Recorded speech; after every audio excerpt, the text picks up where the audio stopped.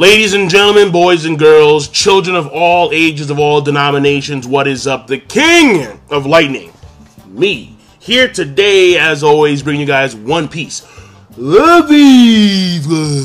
episode reviews. Today's episode 666, the mark of the beast, the mark of the devil, Satan, Lucifer, old Saint Nick, Beelzebub, all that hocus pocus, mumbo jumbo, fairy tale nonsense. So, thing is that the episode is going to be in the box below on not only One Piece Official, but also on Crunchyroll.com. And the episode is actually very simple. But before I get started, if you didn't notice, the voice actor for King Riku changed.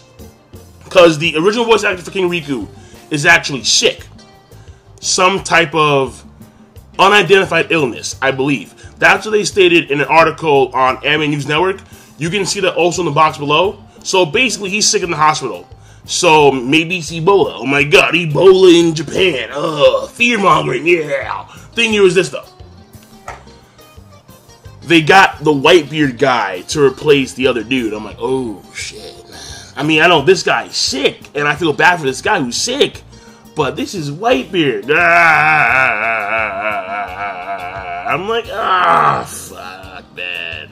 That's my boy. That's my boy. So, I feel bad for the guy who's sick, but it's Whitebeard, so yeah, it is what it is. So, thing is this, though. The episode's very simple, very straightforward. The pacing, as usual, is slow as all hell. That's the way it is. When it comes to the story progression, well, no, let me say that for last. When it comes to the character development, there's no character really gets that much development, if any at all, as opposed to two characters. Mainly, it's Cavendish, who we find out has an alter ego named Hakuba, who is several times, to say the least, several times more powerful than Cavendish himself. And is the main reason why he's a pirate in the first place. And then number two, there we go, number two, more or less, is Viola, where we find out through Flamingo that if you compare Viola to the rest of the people who go against him, she is far more calculated. She is far more cunning, as opposed to the Tontada, as opposed to Kirikou himself, who seem to go on emotions. You see, Viola is trying to get the help of guys like Law and Luffy and Zoro and Kinemon in order to help take down Flamingo, where you have the Tontada and the Toy Soldier. They have had their own plans, but they decided to enact them now, given what happened earlier on in the day. Meaning when they found out that instead he did not resign as Shichibukai, but that was a false report. And more so for King Riku, where King Riku found that shit out. And like the Tontada, like everyone else who was against Flamingo, they were so happy, and then boom, no, false. So obviously they said, you know what, enough's enough. We gotta go in right now. That's the way it is. So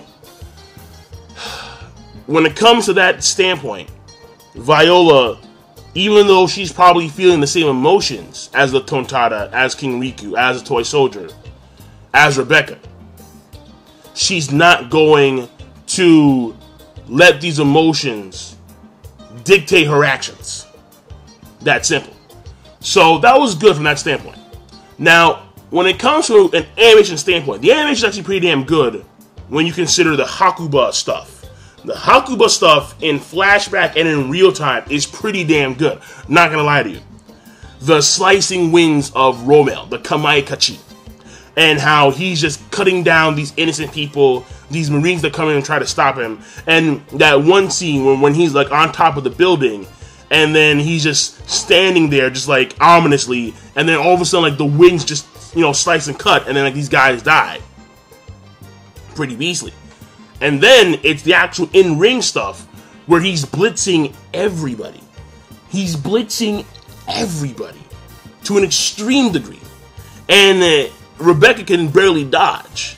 She saw like a miniature cyclone for like in a split second, and then she just ducked that. But Sabo, who was a ways away, perceived everything. He said the only reason why she's won this thing is because she was able to fend off Hakuba's attack. So animation overall pretty damn good, and we do get to see some insight in Sabo's combat prowess, where you have Bartolomeo, who was in the same spot, couldn't see a damn thing, and he won Block B, but Sabo was able to perceive everything. A testament to Sabo's skill as a combatant. And that, I guess, can also go for character development as well. Yeah, so that's character development. So, the last part. Story progression. Thing is that when it comes to the story, the main thing is, number one, we get to see a few scenes of Frankie and Signore, and then they're duking it out. You get to see Signore a punch here or two, suplexes. Frankie is caught off guard a few times, and Signore automatically in the ground, swing, yeah, gone. And then, yeah, suplex, boom. So that's pretty cool.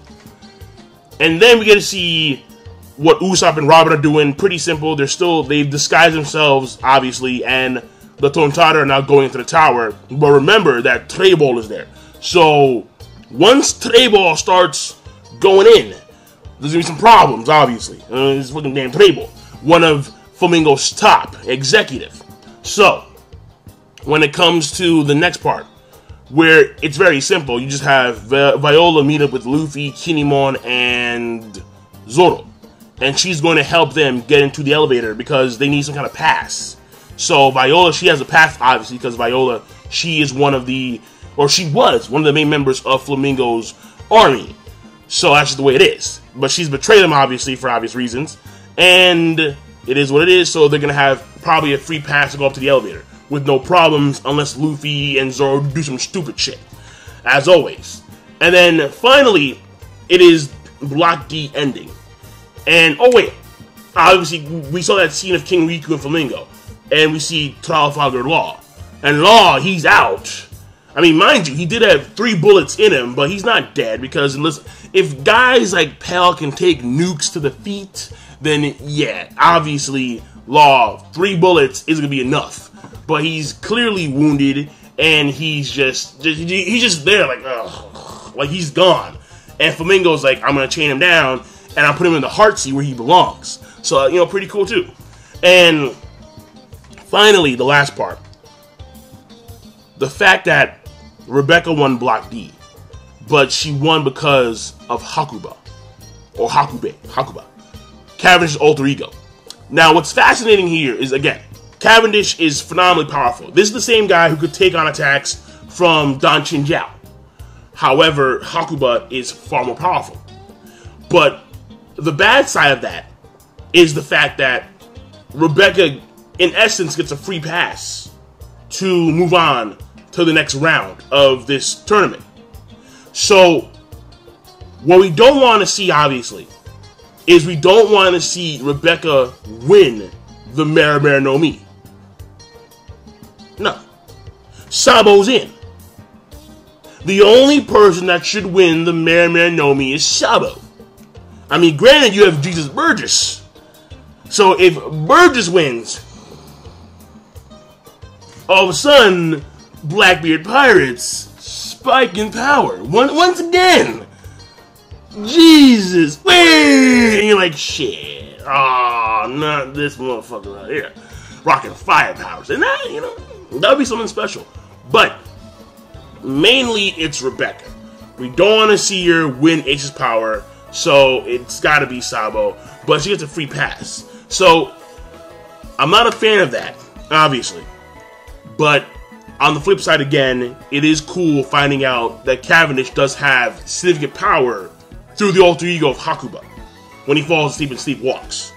So it's too convenient, but it is pretty damn cool on other fronts. So that's it. I'll see you guys later. King Lion in the episode overall, I'm going to give rating of it okay plus a good. And I am done. So rate the video, comment, subscribe. Peace. Have a nice day.